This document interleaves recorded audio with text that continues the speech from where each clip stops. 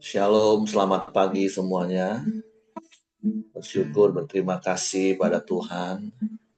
Karena pagi hari ini kita boleh bangun lagi dengan tubuh diberkati, dengan kekuatan kesehatan yang baru yang datang daripada Tuhan. Dan kita boleh bersama-sama lagi datang menghampiri tahta kasih karunia Tuhan untuk menaikkan pujian, syukur, penyembahan kita. Sebab hanya Dia yang layak dipuji, disembah. Sebab itu kita mau datang dengan hati yang bersyukur, dengan mulut yang penuh dengan pujian kepada Tuhan. Bapa, kami bersyukur, kami berterima kasih kepadamu, sebab Engkau baik bagi kami. Kau sungguh baik, Kau sangat baik bagi kami. Sebab itu kami datang kepadamu pagi hari ini dengan hati yang penuh dengan ucapan syukur dan mulut yang penuh dengan pujian, pengagungan kepadamu. Sebab Engkau yang layak dipuji, Engkau yang layak disembah, Engkau yang layak ditinggikan, diagungkan dan dimuliakan selamanya. Terpujilah namamu Tuhan, terpujilah namamu.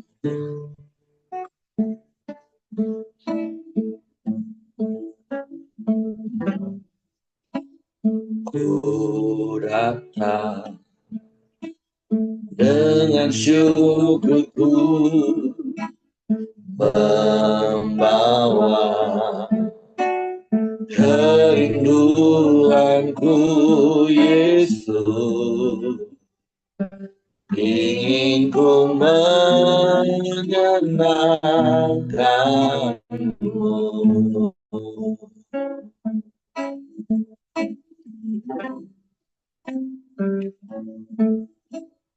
Karyamu indah bagiku, kasih yang menyelamatkanku, Yesus. Inilah penyembahanku.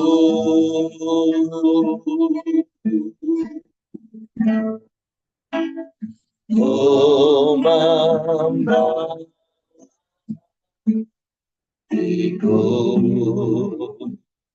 hanya Engkau di hidupku, Yesusku, Kau terindah. Selamanya ku menyembahmu, ku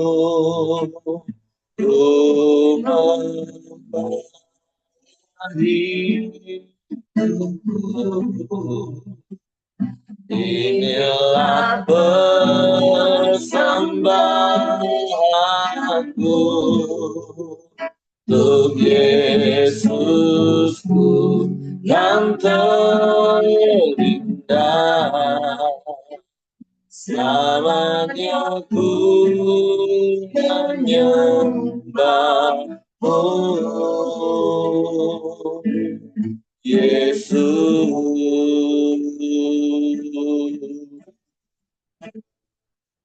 Amin.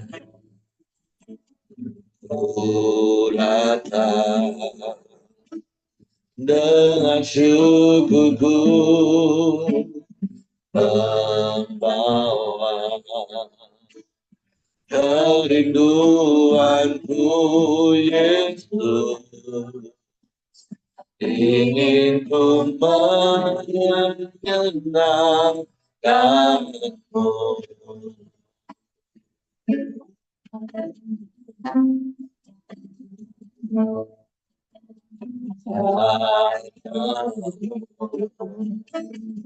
Indah bagiku kasih-Nya menyelamatkanku, Yesus. Inilah persembahanku. Amin, haleluya.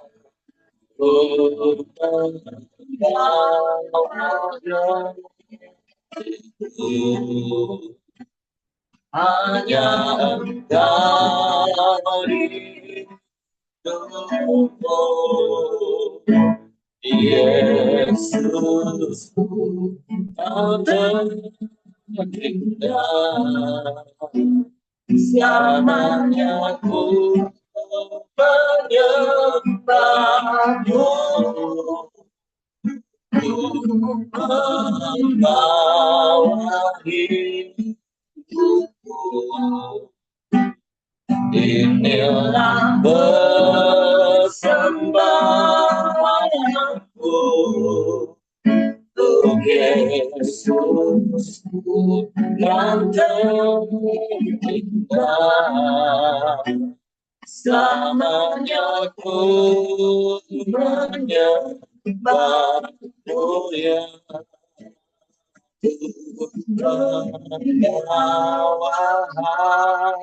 hatiku. Hanya Engkau di hidupku, Yesus, Kau terindah. Selamanya ku menyembahmu, untuk membawa hidupku. Inilah persembahanku untuk Yesus yang terindah. Selamanya ku menyembahmu, Yesus.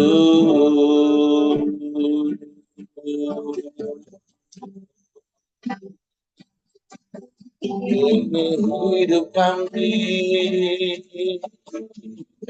bawa padamu sebagai persembahan, menyenangkan hatimu. Ini rindu kami kepadamu. Kami bersyukur,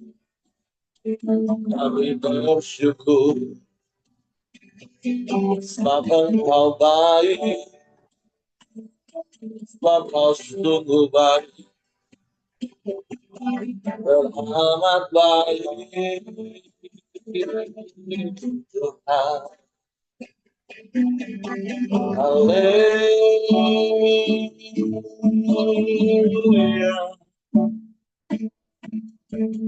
haleluya,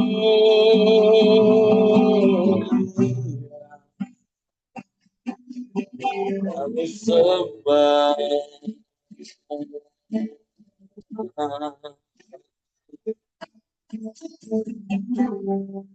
Kami bawa korban syukur kepadamu, memuji, menyembah, meninggikan nama-Mu, Yesus, Tuhan. Hal yang mulia, hal yang agung, yang layak dipuji, layak disembah, ditinggikan, dimuliakan selamanya. Haleluya,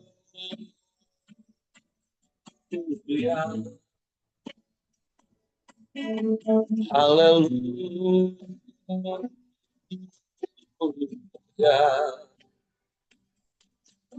Terpujilah namamu, terpujilah namamu, Yesus Tuhan.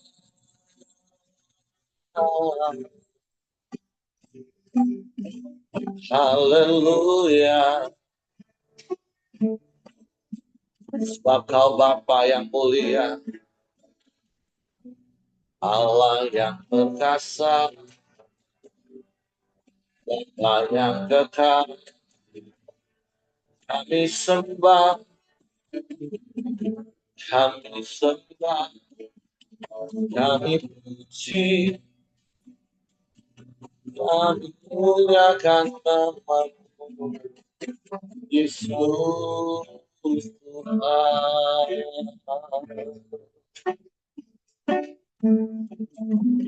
Terpujilah namamu, terpujilah namamu,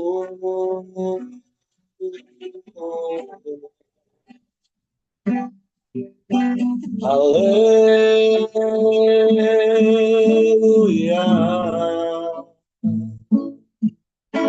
haleluya.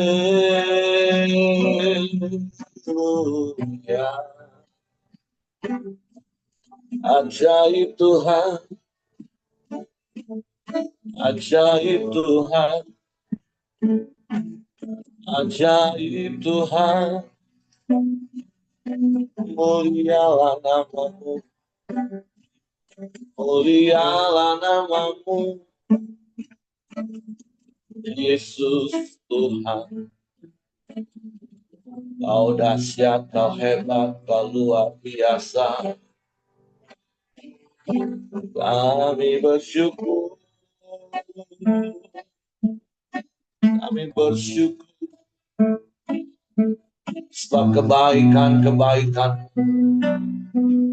yang terus Kau nyatakan dalam hidup. Sebab segala yang baik datangnya daripadamu, Bapa. Segala perkara dapat kami tanggung di dalam-Mu. Sebab Kau sumber kekuatan bagi kami. Kami senantiasa bersyukur sebab Engkau pertolongan kami dan tak pernah terlambat. Sebab itu kami terus menanti-nantikan-Mu, berharap hanya kepada-Mu.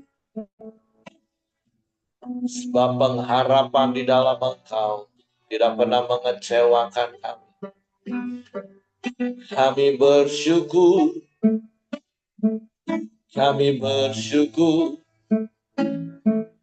memuji, menyembah, memuliakan namamu, Yesus Tuhan. Haleluya.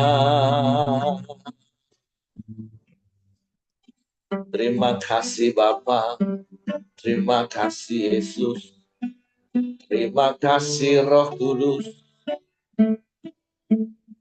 Engkau yang menghibur, Engkau yang meneguhkan. Terpujilah namamu, terpujilah namamu, Yesus. Haleluya, haleluya, haleluya. Puji Tuhan, mulialah namamu. Ajaib, ajaib, ajaib Engkau Tuhan. Haleluya,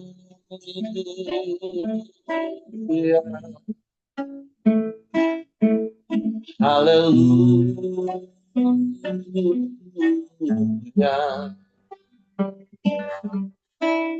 Puji Tuhan, haleluya.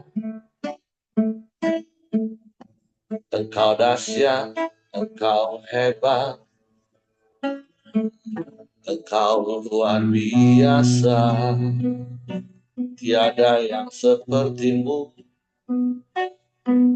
tiada yang lain, hanya Engkau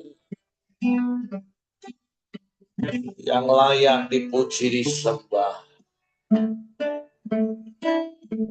Sebab Engkau Allah yang setia, Bapa yang mulia, dulu sekarang bahkan sampai selama-lamanya. Engkau tak pernah berubah, Engkau tetap sama Tuhan. Kami aman di dalam-Mu,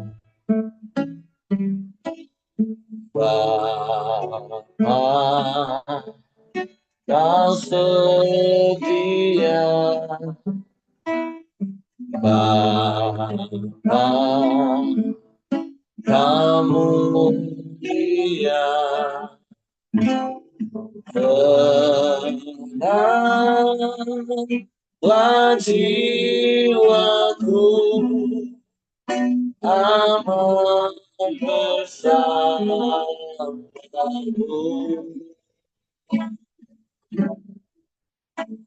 Lebih dari harta, Kaulah segalanya.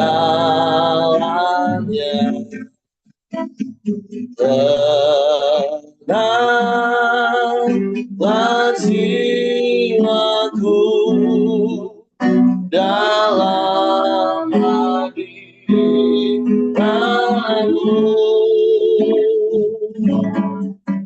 Kau tunjukkan kasih setiamu,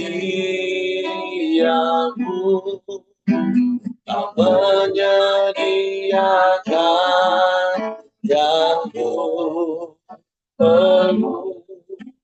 Kau setia, Kau mulia, dulu sekarang dan selamanya. Kau tunjukkan kasih setiamu, Kau menyediakan yang perlu. Kau setia, Kau mulia, Bapa Kau setia.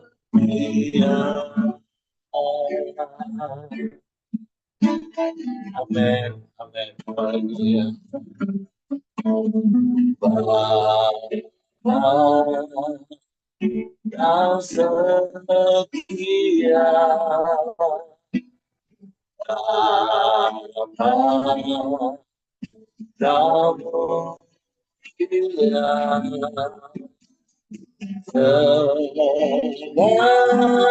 tenanglah jiwaku, aman bersamamu. Ya,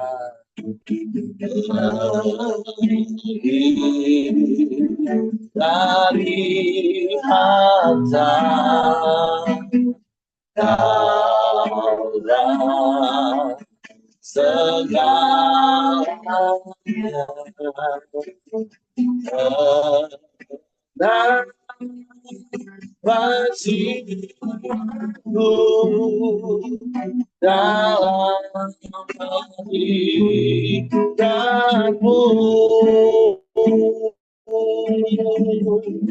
Kau tunjukkan kasih setiamu,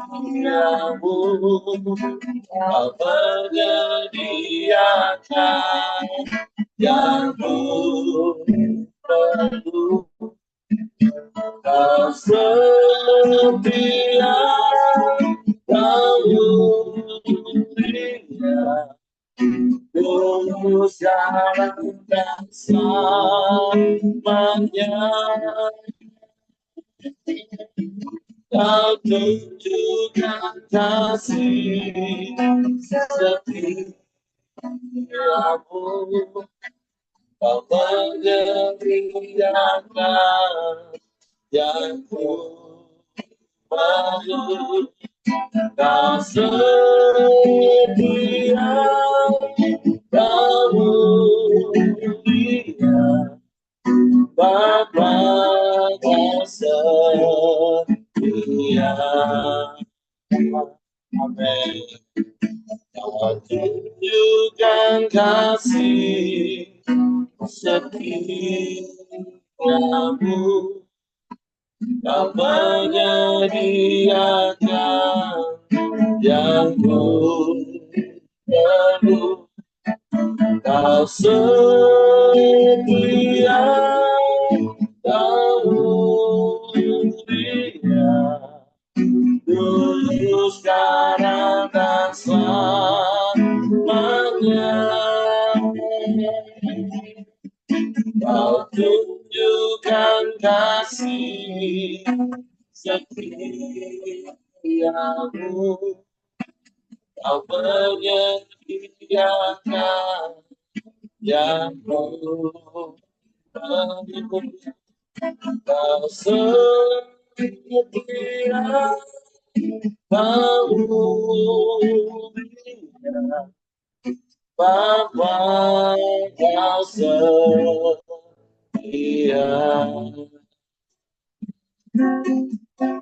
Kau setia, kau mulia, kau setia, kau mulia, kau setia, kau mulia, Bapa kau setia.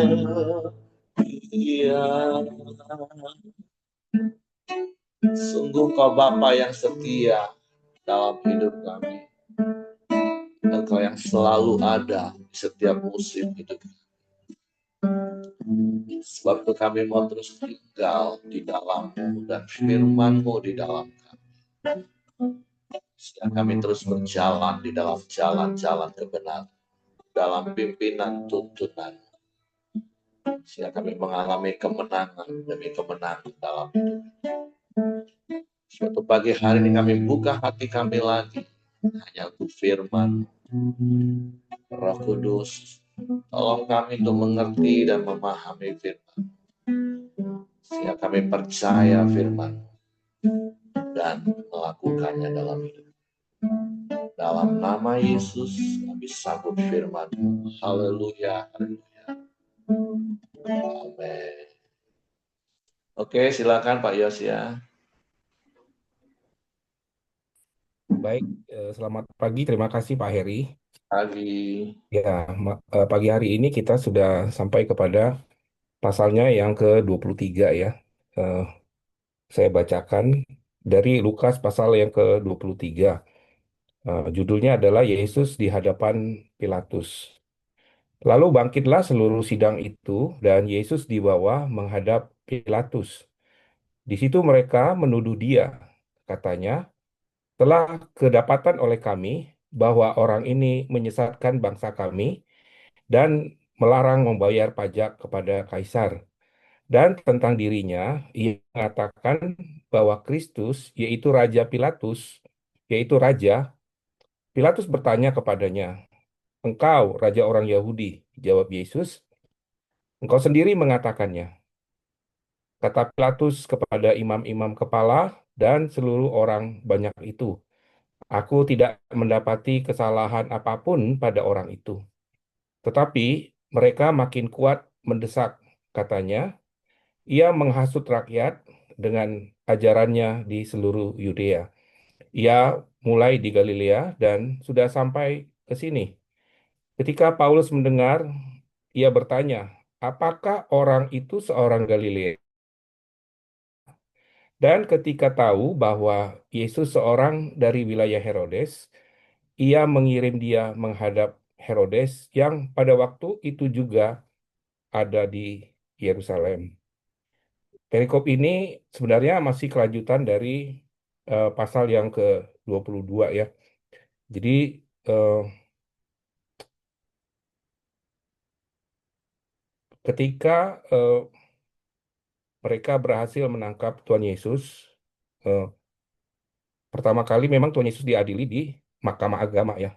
Di situ kita tahu bahwa ada Kayafas, ada Hanas ya. Jadi eh, di pasal sebelumnya itu juga menggambarkan bagaimana dua orang imam ini ya, termasuk Tuhan Yesus kan sebenarnya iman juga ya, tapi menurut aturan Melkisedek ya. Jadi dia diadili oleh imam itu sendiri gitu ya, oleh dua orang imam itu.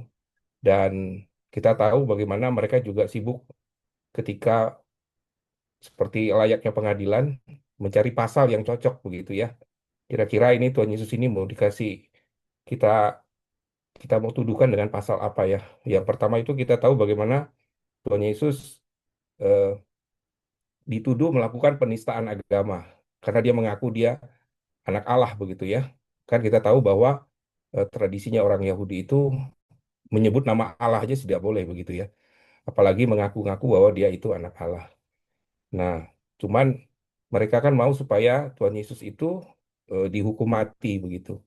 Tetapi kita tahu bahwa pada masa itu ya karena mereka di bawah apa masih di bawah jajahan dari Kaisar Romawi. Jadi untuk hukuman mati pada waktu itu tidak bisa dilakukan kalau hanya berdasarkan keputusan dari eh, lokal saja ya, artinya cuma keputusan dari para imam. Sehingga mereka sepertinya di sini mereka banding gitu ya. Mereka naik ke atas ya ke membawa Tuhan Yesus kepada Pilatus. Nah, siapa Pilatus ini? Nah, kalau kita lihat bahwa Pilatus ini adalah seorang gubernur ya. Ini adalah orang eh, kaki tangannya Romawi pada waktu itu. Dan dia punya kekuasaan bukan hanya kepada pemerintahan saja, tetapi dalam hal pengadilan sampai keputusan tertinggi. Jadi misalkan kalau di Indonesia kan kalau hukuman mati itu bisa saja kalau mau dibanding tapi sampai ke presiden begitu ya. Nah, seperti itulah. Dan kita tahu bahwa sebenarnya Pilatus ketika mereka menghadapkan Tuhan Yesus di sini dengan tuduhan ya dibilang ya. Tapi tuduhannya dirubah gitu loh. Katanya telah didapatkan oleh kami bahwa orang ini menyesatkan bangsa kami. Ya, bukan lagi tuduhannya itu kepada penistaan agama gitu ya. Tapi dia katakan bahwa Tuhan Yesus ini dalam ajarannya dia melarang orang membayar pajak kepada kaisar dan eh, dan mengaku-ngaku bahwa dia itu raja. Kan padahal nggak boleh pada waktu itu raja yang ada adalah raja kaisar dari Romawi itu. Ya, tapi kita sendiri melihat bahwa sebenarnya Pilatus ini juga eh, dia mencari menggali juga hingga eh, kita nggak tahu ini ya. Kenapa kok habis dari pengadilan agama terus dibawa kepada gubernur.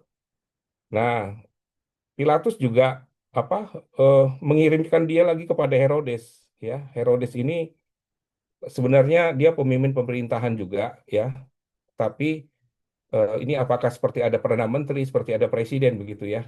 Jadi kita tahu bahwa Pilatus sendiri menyerahkannya kepada Herodes. Saya lanjutkan di ayat yang ke-6 yaitu Yesus di hadapan Herodes. Ayat ke-8, ketika Herodes melihat Yesus, ia sangat girang, sebab sudah lama ia ingin melihatnya, karena ia sering mendengar tentang dia. Lagi pula ia mengharapkan melihat bagaimana Yesus mengadakan suatu tanda. Ia mengajukan banyak pertanyaan kepada Yesus, tapi Yesus tidak memberi jawaban apapun. Sementara itu, imam-imam kepala, ahli-ahli Taurat, maju ke depan dan melontarkan tuduhan-tuduhan yang berat terhadap dia. Maka mulailah Herodes dan pasukannya menista dan mengolok-olok Yesus. Ia mengenakan jubah kebesaran kepadanya, lalu mengirim dia kembali kepada Pilatus. Dan pada hari itu juga bersahabatlah Herodes dan Pilatus. Sebelum itu mereka bermusuhan. Ya, jadi di sini juga ketika Tuhan Yesus dari Pilatus diserahkan kepada Herodes, kita nggak tahu ini Herodes ini sebenarnya Herodes pada waktu Tuhan Yesus lahir atau Herodesnya sudah ganti, bukan Herodes yang itu ya. Nah, tapi secara secara ini pasti dia tahu sejarahnya ya, bagaimana ketika Tuhan Yesus lahir, ya Herodes pada waktu itu memerintahkan supaya semua bayi-bayi supaya dibunuh begitu ya. Dan ini kisahnya terulang kali dan sebenarnya dia juga sepertinya bahagia sekali karena oh ini loh yang dibilang raja orang Yahudi itu ya. Sehingga kita melihat bagaimana apa yang dilakukan terhadap Tuhan Yesus itu ya, dia memperolok-olok, dia menghina ya, bahkan dikatakan dia mengenakan jubah kebesaran ya, ingin apa ya istilahnya kita mempermalukan ya di hadapan orang banyak ini loh raja orang Yahudi gitu loh ya. Nah, tetapi kita lihat sepertinya eh, banyak sekali sebenarnya yang menanyakan banyak hal gitu ya, tetapi sepertinya tidak tidak mendapatkan jawaban karena Tuhan Yesus kita tahu diam saja ya ketika ditanya gitu ya. Dan kita tahu juga di sini ceritakan bahwa Herodes dan Pilatus itu selalu bermusuhan begitu ya, karena sering tidak sejalan. Ya, nah, tetapi kali ini ya digenapi juga ya dinubuatin di dalam perjanjian lama semua orang yang bermusuhan ya ketika apa ketika Tuhan Yesus mati di kayu salib ya pada saat itu semua musuh-musuh bersatu. Demikian juga kalau kita baca bahwa orang orang ahli Taurat ya orang Farisi dan orang Saduki itu kan sebenarnya dari dulu kan bermusuhan ya. Jadi karena pada waktu itu kan memang ada tiga kelompok ya pada waktu Tuhan Yesus eh, melayani di sana, yaitu ada kelompok yang menentang orang Yahudi, itu namanya Farisi. Ada yang mendukung Romawi, itu namanya Saduki, dan ada orang yang nggak peduli juga yang melarikan diri, yaitu orang Eseni ya. Jadi ini ada tiga kelompok, dan kita tahu bahwa dua kelompok yang selalu bermusuhan ini, Saduki dan Farisi ini bisa bersatu ya untuk apa? Untuk sepakat untuk membunuh Tuhan Yesus. Saya lanjutkan di perikop berikutnya, Yesus kembali di hadapan Pilatus, ya. Sudah dari pengadilan agama diserahkan kepada Pilatus, diserahkan kepada Herodes, dibalikin lagi ke Pilatus nih ya. Jadi 4 kali sidang ini sepertinya ya. Ayat ke-13, lalu Pilatus mengumpulkan imam-imam kepala dan pemimpin-pemimpin serta rakyat dan berkata kepada mereka, kamu telah membawa orang ini kepadaku sebagai seorang yang menyesatkan rakyat. Kamu lihat sendiri bahwa aku telah memeriksanya dan kesalahan-kesalahan yang kamu tuduhkan kepadanya tidak ada yang kudapati padanya. Ya, jadi sudah bolak-balik pindah sana pindah sini karena mereka ngotot terus ya. Dan sepertinya Herodes pun juga nggak mau kasih keputusan, jadi dibalikin lagi kepada Pilatus ya. Dan Herodes juga tidak katanya, sebab ia mengirimkan dia kembali kepada kami. Sesungguhnya tidak ada suatu apapun yang dilakukannya yang setimpal dengan hukuman mati. Jadi memang dia tidak menemukan kesalahan dari Tuhan Yesus. Jadi ayat 16, aku menghajar dia lalu melepaskannya. Sebab ia wajib melepaskan seorang bagi mereka pada hari raya itu. Ayat 18, tetapi mereka berteriak bersama-sama, enyahkanlah dia, lepaskanlah Barnabas, Barabas bagi kami. Barabas ini dimasukkan ke dalam penjara berhubung dengan suatu pemberontakan yang telah terjadi di dalam kota karena pembunuhan. Ya, jadi ini jelas ya, sebenarnya penjahat-penjahat yang dihukum mati ini kelasnya ini kelas-kelas dari apa ya eh, pemberontak ya pada waktu itu ya. Jadi tindakan-tindakan separatis yang menentang pemerintahan ya eh, ini biasanya hukumannya adalah hukuman mati ya. Dan Tuhan Yesus disamakan dengan penjahat-penjahat yang pemberontak itu ya, yang melawan pemerintah. Ayat 20, sekali lagi Pilatus berbicara dengan suara keras kepada mereka karena ia ingin melepaskan Yesus. Maksudnya Pilatus ingin melepaskan Yesus, tetapi mereka membalas, katanya, salibkan dia, salibkan dia. Kata Pilatus untuk ketiga kalinya kepada mereka, sekali lagi dia bertanya, kejahatan apakah yang sebenarnya telah dilakukan orang ini? Karena tidak ada suatu kesalahan pun yang kudapati padanya yang setimpal dengan hukuman mati. Jadi aku akan menghajar dia, lalu melepaskannya. Tetapi dengan berteriak, mereka mendesak dan menuntut supaya Yesus disalibkan. Dan akhirnya mereka menang dengan teriak mereka. Lalu Pilatus memutuskan supaya tuntutan mereka itu dikabulkan. Dan ia melepaskan orang yang dimasukkan ke dalam penjara karena pemberontak dan pembunuhan itu sesudah mereka untuk diperlakukan semau-maunya. Ya, jadi kita tahu bahwa dari sekian kisah ini, ya mulai dari pengadilan agama, pengadilan di pemerintahan gubernur, balikin lagi kepada Raja Herodes, balik lagi kepada Pilatus, eh, kelihatan di sini bahwa yang bertanggung jawab pada waktu itu adalah Pilatus ya. Jadi kita lihat makanya kalau kita ingat kalau biasa kita baca pengakuan iman rasuli ya, dikatakan bahwa yang menderita di bawah pemerintahan Pontius Pilatus, nggak disebutkan di bawah pemerintahan Hanas atau Kayafas atau di bawah pemerintahan Herodes ya enggak. Dan kita lihat bagaimana sebenarnya eh, Pilatus ini kan dia benar-benar memahami ya, artinya apa eh, dia tidak menemukan kesalahan apapun pada Yesus. Ya, sampai 3 kali dia bertanya begitu kan. Nah, tetapi karena desakan dari eh, orang-orang pada waktu itu, orang-orang banyak, ya karena memang kita tahu eh, bahwa Tuhan Yesus itu dianggap sudah menistakan ya. Ya, bahkan yang membuat orang-orang Farisi itu marah itu kan ketika dikatakan engkau orang Yahudi, iblislah bapamu, engkau keturunan ular beludak. Itu yang membuat mereka sangat-sangat marah dan mereka terus berupaya bagaimana untuk membunuh Tuhan Yesus. Perikop berikutnya adalah di ayat yang ke-26, Yesus dibawa untuk disalibkan. Ayat 26, ketika mereka membawa Yesus, mereka menahan seorang yang bernama Simon dari Kirene, yang baru datang dari luar kota. Lalu diletakkanlah salib itu di atas bahunya supaya dipikulnya sambil mengikut Yesus. Sejumlah besar orang mengikuti dia di antara banyak perempuan yang menangisi dan meratapi dia. Ya, ini kita masuk kepada perikop Via Dolorosa ya, penderitaan. Ya, kalau yang udah pernah ke Israel itu ada 7 tahap ya kalau nggak salah ya, 7 jalan salib ya untuk penderitaan. Dan kita tahu bahwa di sini ada seorang yang bernama Simon Kirene.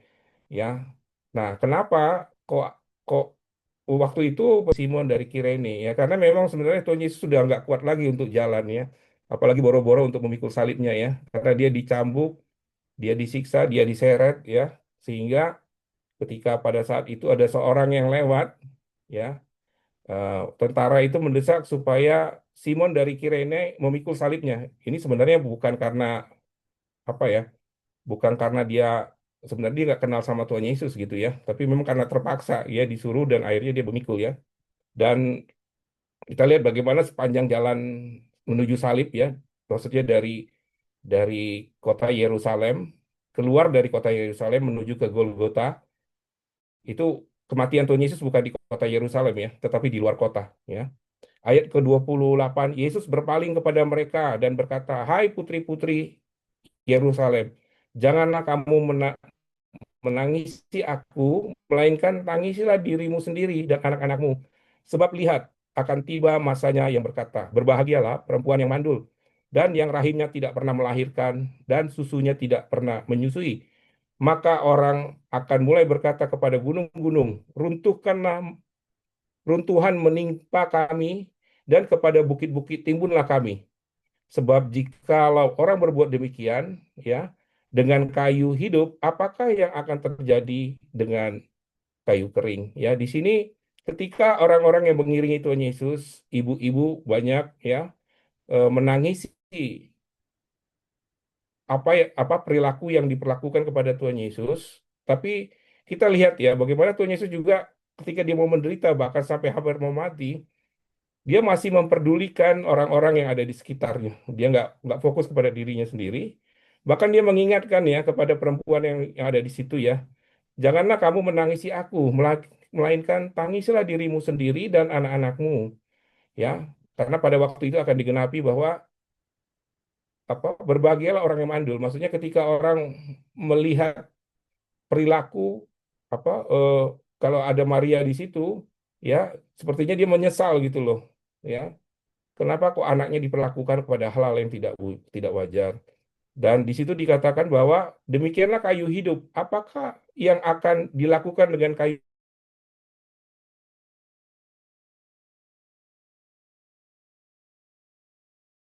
Jadi itu rohani gitu ya. Pak Yosua Orang-orang macet-macet. yang ya, Suara Pak Yosua agak macet-macet.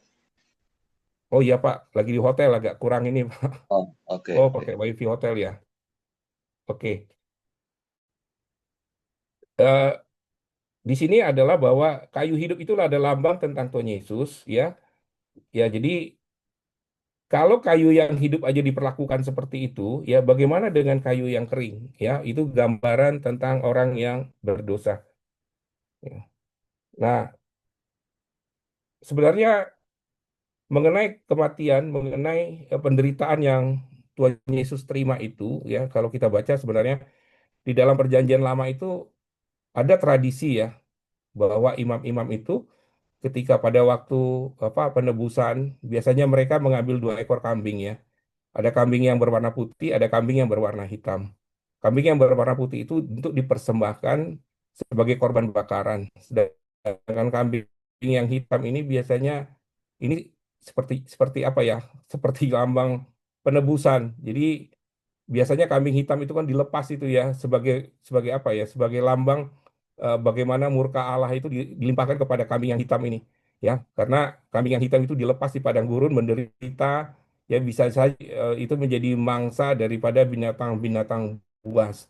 Nah, jadi ini menggenapi apa yang menjadi tradisi-tradisi dari orang-orang Yahudi pada waktu itu. Yesus makanya ada istilah kambing hitam itu dasarnya dari sini ya.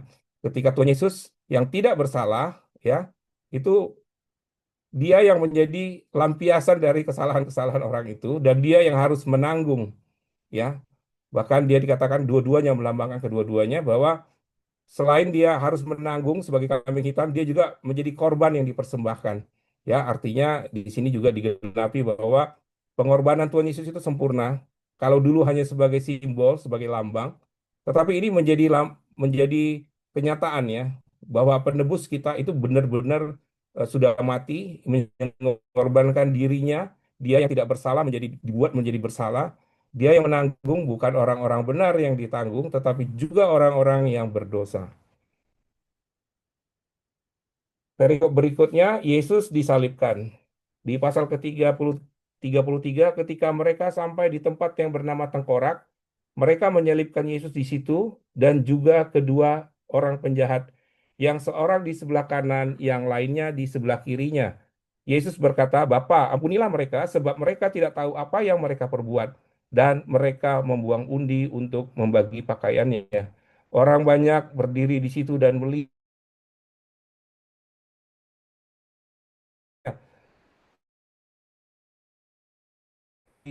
jika ia adalah Mesias, orang yang dipilih Allah. Juga prajurit-prajurit mengolok-olok dia. Mereka menunjukkan anggur asam kepadanya dan berkata, jika engkau adalah raja orang Yahudi, selamatkanlah dirimu. Ada juga tulisan di atas kepalanya, inilah raja orang Yahudi. Kita tahu ya, ketika di kayu salib pun, ya kasih Tuhan Yesus itu tidak berkurang. Ya, bahkan bayangkan ya, ada seorang penjahat kiri kanan gitu ya sebelah dia, dia pun masih mau mengampuni ya. Luar biasa ya kasih Tuhan Yesus itu ya. Artinya di saat-saat kritis di mana saat-saat dia menjelang ajalnya, kita lihat bagaimana kasih Tuhan Yesus itu tidak berkurang. Bahkan dia mau mengampuni orang yang ada di sebelah kanannya ya. Jadi ini juga sebagai gambaran ya bagaimana eh, kita tahu ya. Ini kan sering jadi pertanyaan ya. Bagaimana orang yang di akhir hidupnya ya dia mengaku dan menerima Kristus ya. Ini kalau menjadi teladan dari sini kan kita lihat ya bagaimana Tuhan tidak melihat latar belakang kita. Last minute pun ketika orang mau bertobat, mau percaya, di sini dikatakan bahwa ada kesempatan untuk keselamatan ya. Jadi kasih Tuhan itu tidak terbatas ya, kasih Tuhan itu tidak apa, tidak mengenal waktu ya. Kapan saja orang menyesal mau bertobat, ada kasih karunia yang Tuhan berikan ya. Dan kita tahu bahwa di atas kayu salibnya ada tulisan inilah raja orang Yahudi. Sepintas kita lihat biasa saja ya, tapi ini sebenarnya sebagai simbol, sebagai tuduhan dari pemberontak ya. Jadi kita pikir ini bagus, sebenarnya ini ejekan gitu ya. Inilah pemberontak itu gitu loh. Inilah raja, raja kalian ini, lihatlah seperti itu ya. Jadi memang digenapi semua ya apa yang terjadi pada Tuhan Yesus ya. Di ayat ke-39, seorang dari penjahat yang bergantung menghujat dia katanya, "Bukankah engkau adalah Kristus? Selamatkanlah dirimu dan kami." Tetapi seorang menegur katanya, "Tidakkah engkau takut juga tidak kepada Allah, sedangkan engkau menerima hukuman yang sama? Kita memang selayaknya dihukum, sebab kita menerima balasan yang setimpal dengan perbuatan kita. Tetapi orang ini tidak berbuat sesuatu yang salah." Lalu ia berkata, "Yesus, ingatkan aku apabila engkau datang sebagai raja." Kata Yesus kepadanya, "Aku berkata kepadamu, sesungguhnya hari ini juga engkau akan bersama-sama dengan aku di dalam Firdaus." Sekali lagi, Tuhan Yesus bukan hanya mengiyakan saja, tetapi dia meneguhkan orang yang sudah percaya menerima keselamatan. Dia katakan apa? Dengan tegas Tuhan Yesus berkata, "Sesungguhnya hari ini juga engkau akan bersama-sama dengan aku di dalam Firdaus." Ya. Di perikop berikutnya mengenai kematian Tuhan Yesus ya. Ayat 44, ketika hari sudah kira-kira jam 12, lalu kegelapan meliputi seluruh daerah itu sampai jam 3. Sebab matahari tidak bersinar dan tabir bait suci terbelah dua. Lalu Yesus berkata dengan suara nyaring, "Ya Bapa, ke dalam tanganmu lah kuserahkan nyawaku." Dan sesudah berkata demikian, ia menyerahkan nyawanya. Ya, jadi eh, kematian Tuhan Yesus itu tidak lama ya. Kita tahu bahwa biasanya kalau orang disalib itu sampai berhari-hari nggak mati-mati gitu ya. Tetapi khusus untuk Tuhan Yesus waktunya sangat singkat. Jadi jam 12 sampai jam 3 kita tahu bagaimana dia mengatakan sudah waktunya dia menyerahkan nyawanya kepada Bapaknya ya. Dan ayat ke-47 mereka para pasukan ini melihat menyaksikan Tuhan Yesus ya. Jadi ketika kepala pasukan melihat apa yang terjadi, ia memuliakan Allah, katanya, "Sungguh orang ini adalah orang benar." Dan sesudah seluruh orang banyak yang datang berkerumun di situ untuk tonton ini, melihat apa yang terjadi, pulanglah mereka sambil memukul lambang pantasnya yang Tuhan Yesus terima ya. Bahkan sampai dengan akhir dari hidupnya tidak tidak ada sedikit pun menyangkal Bapaknya. Dia tetap setia dan dia menyerahkan hidupnya ke tangan Bapaknya. Ayat ke-49, semua orang yang mengenal Yesus dari dekat, termasuk perempuan-perempuan yang mengikuti dia dari Galilea, berdiri jauh-jauh dan melihat semuanya itu. Ya, jadi kita lihat ya bagaimana waktunya sangat singkat ya, dan kita tahu bahwa menjelang akhir hidupnya dia memberikan pengampunan ya, dan dia kembali lagi, kalau kita bayangkan kalau kita pada waktu itu mungkin kita sudah nggak tahu ya, mungkin sudah menyangkal Tuhan pada waktu itu ya, tetapi kita lihat bagaimana Tuhan Yesus tetap setia ya, dia menjadi contoh dan teladan. Dan pada saat itu juga ya, orang-orang banyak, mungkin ada juga pasukan-pasukan yang bertugas untuk membunuh Tuhan Yesus, ngambil bagian di situ, justru mereka juga bertobat ya, melihat bagaimana Tuhan Yesus itu konsisten ya dengan imannya, dia tidak pernah menyesal sedikit pun dengan apa yang terjadi pada dirinya. di ayat yang ke-50 ya, Yesus dikuburkan. Adalah seorang yang bernama Yusuf. Ia adalah anggota majelis besar dan seorang yang baik lagi benar. Ia tidak setuju dengan putusan tindakan majelis itu. Ia berasal dari Arimatea, sebuah kota Yahudi, dan ia kerajaan Allah. Ia pergi menghadap.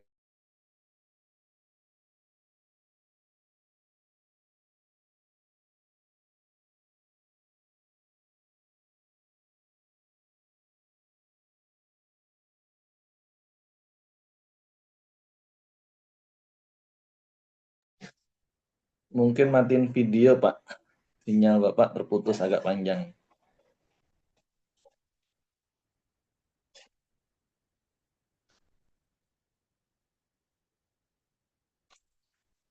Ya, mungkin sinyalnya hilang.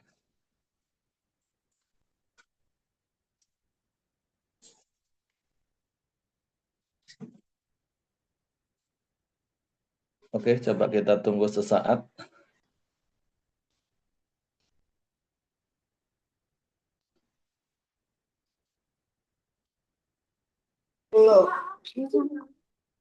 Oke, mungkin lagi cari sinyal. Apa? Ya, jadi hari ini dari pasal 23 tentunya ada beberapa hal yang kita bisa belajar. Oh, ini Pak Yosi ada bergabung. Apakah bisa lanjut Pak Yos? Ya maaf, wifi-nya di hotelnya putus ya. Oke ya, silakan. Ya, siapakah tokoh Yusuf dari Arimatea ini? Ya, ini adalah seorang pemimpin majelis besar ya. Jadi kita tahu bahwa pada saat itu kan ada tiga kelompok ya. Ada kelompok Saduki, ada kelompok imam-imam Farisi, dan ada yang namanya kelompok Eseni ya. Mereka yang tinggal-tinggal di gunung-gunung yang melarikan diri itu ya. Nah ternyata memang tidak semua juga ya yang namanya orang seorang Sanhedrin gitu ya, seorang pemimpin Saduki itu punya perilaku yang buruk semua. Di sini dikatakan bahwa ia adalah seorang anggota majelis besar. Jadi salah satu pemimpin dari orang Saduki ya. Bahkan di sini dijelaskan dia adalah seorang yang baik lagi benar. Kenapa disebut dia orang yang baik lagi benar? Ya karena kita tahu ya bahwa ini si Yusuf dari Arimatea ini kan salah satu dari murid Tuhan Yesus. Yang ketika dia melihat apa yang terjadi, apa yang diperlakukan orang-orang kebanyakan pada waktu itu tidak sesuai dengan hati nurani dia. Tapi kita melihat ya bagaimana orang-orang yang sudah dimuridkan ini, dia punya menjadi orang yang berubah, yang mempunyai keberanian ya. Ya, bahkan ini kan beresiko sekali ya. Udah jelas-jelas Pontius Pilatus itu tuduhannya itu adalah karena dia menjadi seorang pemberontak, tapi dia memberanikan diri ya. Ia meminta supaya mayat Yesus itu diberikan kepadanya, supaya Tuhan Yesus itu dimakamkan secara layak, bukan sebagai seorang penjahat ya. Jadi pada waktu itu pemakaman itu mungkin kalau sekarang ini kayak pemakaman di San Diego Hill lah ya, tempat yang elit. Itu bukan tempat sembarangan, itu tempat yang mahal itu ya. Nah, kita tahu itu menggenapi apa yang firman Tuhan, bahwa Tuhan Yesus tidak dimakamkan sembarangan, tapi dimakamkan di tempat yang paling terhormat pada waktu itu. Ya, dan kembali lagi bahwa seorang Yusuf Arimatea itu kenapa disebutkan namanya di sini? Karena pada akhir dari hidupnya dia menjadi seorang pelayan Kristus, bahkan dia mati martir pada saat akhir hidupnya karena membela imannya ya. Dia percaya kepada Kristus. Ya. Di ayat ke-53, sesudah ia menurunkan mayat itu, ia mengapaninya dengan kain lenan, lalu membaringkannya di dalam kubur yang digali di dalam bukit batu, di mana belum pernah dibaringkan mayat. Jadi ini kuburan memang benar-benar baru dipahat, belum pernah ada dipakai untuk meletakkan mayat. Nah, barulah Tuhan Yesus yang pertama kali memakainya ya. Di ayat 54, hari itu adalah hari persiapan dan Sabat hampir mulai. Dan perempuan-perempuan yang datang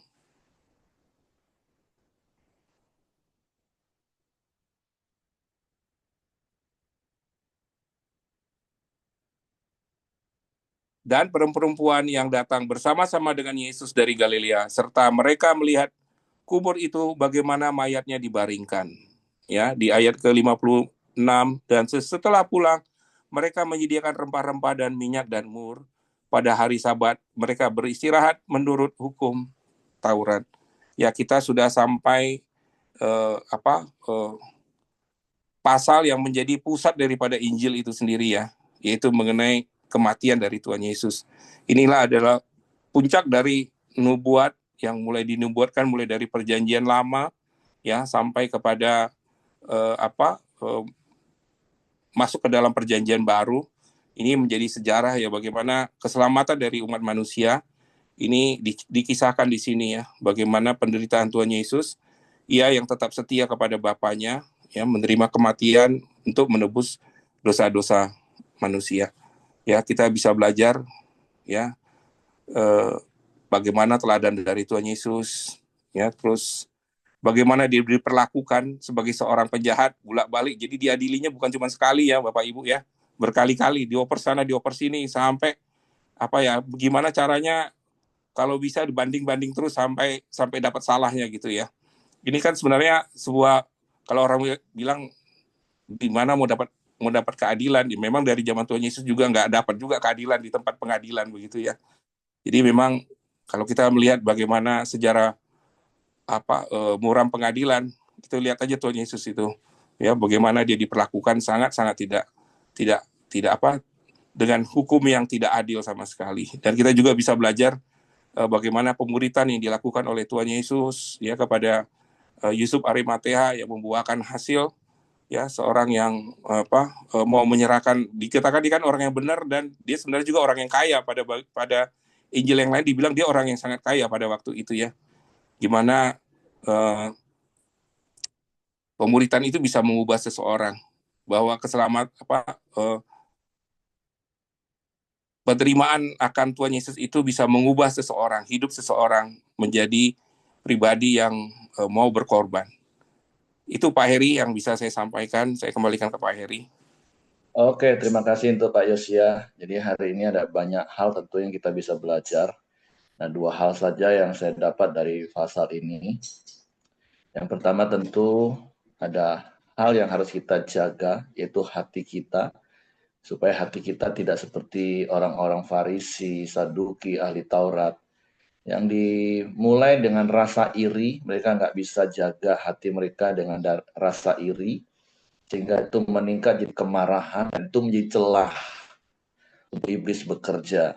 Jadi prosesnya sama, seperti Kain mulai iri dengan Habel, terus kemudian ada kemarahan, dan itu membuat celah, sehingga celah itu dipakai iblis, sehingga orang kalau sudah iri dan marah, maka apapun yang dilakukan orang yang dia iri dan marah itu akan salah dan berusaha untuk cari salah. Walaupun semua orang sudah ngomong dia benar, Yesus benar, bahkan sampai Pilatus sudah lepas tangan, cuci tangan kalau kita baca di Matius, tapi bagi mereka yang tidak bisa menjaga hati, ya pokoknya salah. Nah, itu pembelajaran yang bisa kita terima dari pasal ini. Nah, dari sisi yang lain, dari sisi Yesus, ya kita belajar. Waktu kita dipersalahkan, ya belajarlah untuk menerima, tidak harus membela diri, apalagi berperang hanya untuk menyatakan sebuah kebenaran. Ya terlepas ini karena Yesus harus mati, iya. Tapi kan proses caranya ini kan Allah tidak pernah menetapkan. Tapi ini ya ada campur tangan dari kuasa kegelapan. Jadi tentu mari selain dari apa yang tadi Pak Yosia sudah jelaskan satu persatu perikop demi perikop, 2 hal ini yang Tuhan ingatkan secara pribadi tentunya bagi saya dan bagi setiap kita untuk kita jaga hati. Karena orang-orang Farisi ahli Taurat itu iri karena banyak orang mulai ikut Yesus. Tadinya mereka jadi guru, rabi yang dikenal, banyak murid, tapi setelah Yesus banyak murid-murid mereka yang beralih Dan itu memulai memercikan api iri, terus kemudian jadi marah, dan kemarahan akan membuat celah, iblis bekerja, dan kemarahan akan membuat kita melihat orang itu pasti salah. Nggak akan ada benar. Walaupun benar, tetap salah. Ya, itulah realita hidup hari ini. Jadi mari belajar terus jaga hati kita. Jangan sampai ada percikan-percikan sedikit pun dalam hati kita, dan akhirnya itu menjadi celah di mana iblis mengendalikan. Makanya Efesus 4 ayat 27 katakan jangan beri kesempatan, jangan beri topos tempat pijakan. Mari Bapak Ibu jaga hati, ikutin teladan Yesus. Oke, terima kasih Pak Yos. Silakan. Siapa yang bertugas berdoa hari ini, Ko Joni? Pak Buyung. Oke, silakan Ko Buyung. Nanti Pak Yos akan tutup dalam doa. Ya, mari kita doa syafaat. Bapak, terima kasih buat pagi ini Tuhan. Kami bersyukur Engkau kembali mengingatkan setiap kami yang hadir koram Dio pagi ini Tuhan. Terima kasih buat anugerah-Mu, buat penebusan-Mu di kayu salib. Terima kasih buat kasih-Mu Tuhan. Kami akan meneladani hidup-Mu, Engkau taat sampai mati Tuhan. Terima kasih Tuhan, kami bersyukur buat pagi ini Tuhan. Kami juga bersatu hati mau berdoa buat pemulihan Pak Ongko. Biarlah Tuhan, Engkau mengurapi setiap makanan, minuman, obat-obatan, vitamin, apapun yang ada konsumsi Tuhan, semuanya mendatangkan pemulihan bagi kesehatan tubuhnya ya Bapak. Engkau berkati juga anak-anaknya, siapapun yang merawat Pak Ongko, beri juga mereka kesehatan Tuhan. Biarlah kasih karunia anugerah kesehatan-Mu tercurah. Kami juga mau berdoa buat Bu Dorcas Tuhan. Biarlah setiap proses pengobatan, kemoterapi, apapun yang dialami di dalam prosesnya Tuhan, Engkau campur tangan Tuhan. Berkati juga setiap dokter yang menanganinya, beri setiap dokter hikmat Tuhan, sehingga mendatangkan penyembuhan bagi tubuh jasmaninya Bapak. Terima kasih Tuhan. Pagi ini kami juga bersatu hati mau berdoa buat bangsa dan negara kami Tuhan. Biarlah Engkau memberkati presiden, wakil presiden, gubernur wali kota, juga bupati sampai jajaran terendah Tuhan. Setiap pemimpin kami Tuhan, Engkau beri dia hikmat yang takut akan Engkau. Sehingga setiap keputusan yang mereka ambil Tuhan, mendatangkan kesejahteraan bagi bangsa dan rakyat Indonesia ya Bapak. Terima kasih Tuhan, terima kasih Yesus. Mari kita doa Bapa kami. Bapa kami yang di sorga, dikuduskanlah nama-Mu. Datanglah kerajaan-Mu di bumi seperti di sorga. Berikanlah kami pada hari ini makanan kami yang secukupnya. Dan ampuni kami akan segala kesalahan kami. Seperti kami juga mengampuni orang yang bersalah kepada kami. Dan janganlah membawa kami ke dalam pencobaan, tetapi lepaskanlah kami daripada yang jahat. Karena Engkaulah yang punya kerajaan dan kuasa dan kemuliaan sampai selama-lamanya. Amin. Sekali lagi Bapak, kami mau bersyukur untuk setiap kemurahan, untuk setiap penyertaan Tuhan di dalam setiap kehidupan kami. Sekali lagi berkati kami semua yang ada di ruang Zoom ini, pekerjaan kami, usaha kami, keluarga kami, dan pelayanan kami. Kiranya berkat damai sejahtera, berkat sukacita dari Allah Bapa dan Anak, dan persekutuan dengan Roh Kudus sampai selama-lamanya. Tuhan Yesus memberkati. Amin.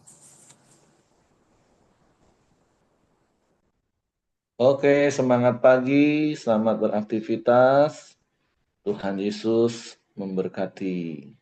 Her, hari ini jam berapa, Her?